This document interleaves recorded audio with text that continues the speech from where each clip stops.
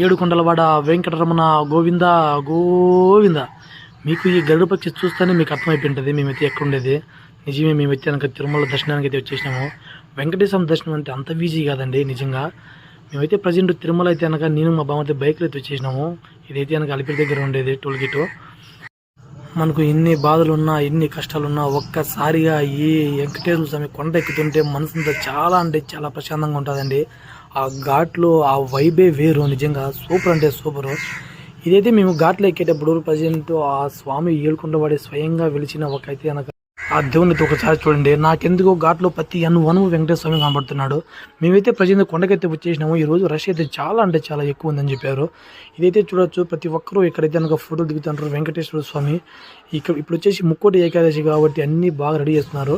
మేమైతే ఫైనల్ అయితే కొండకు వచ్చేసి నేనైతే కనుక 3 కత్తెలు అయితే ఇచ్చేసి స్నానం అయితే ఇచ్చేసేసి మా లగేజ్ అంతా మొత్తం ఇచ్చేసి ఒక ఫోటో అయితే దిగేసి దర్శనానికి తెలిపినాము.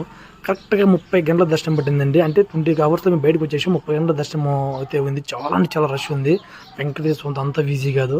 నేను కూడా ఆ దేవుని అందరిలాగానే స్వామి నువ్వు నా వెనక నడిపిస్తామి అని చెప్పేసి ఆ దేవుని అయితే ఒకసారి కోరుకొని దండం పెట్టుకొని నా బాధలని ఆ స్వామికి ఒకసారి చెప్పుకొని వెళ్ళేసి లడ్లు తీసేసుకొని దర్శనం అయితే అయిపోయింది. బయటకు అయితే వచ్చేసినాము. ప్రతి ఒక్కరూ వీళ్ళు ఉన్నప్పుడు కాదండి, వీళ్ళు చేసుకొని మరీ వెంకటేశ్వర కొండకైతే వెళ్ళండి. మీ కష్టాలు మీ బాధలు ఖచ్చితంగా తొలగిపోతాయి. ఇవైతే కనుక మోకాలు మెట్లండి. మేమైతే దిగేటప్పుడు ఒక వీడియో తీశాను. ఇదైతే కనుక ఆంజనేయ స్వామి దారిలో మరిన్ని మంచి వీడియోలతో మేము ముందుకు వస్తున్నాను. అంతవరకు లైక్ అండ్ షేర్ సబ్స్క్రైబ్ అండి. బాయ్, ఉంటాను.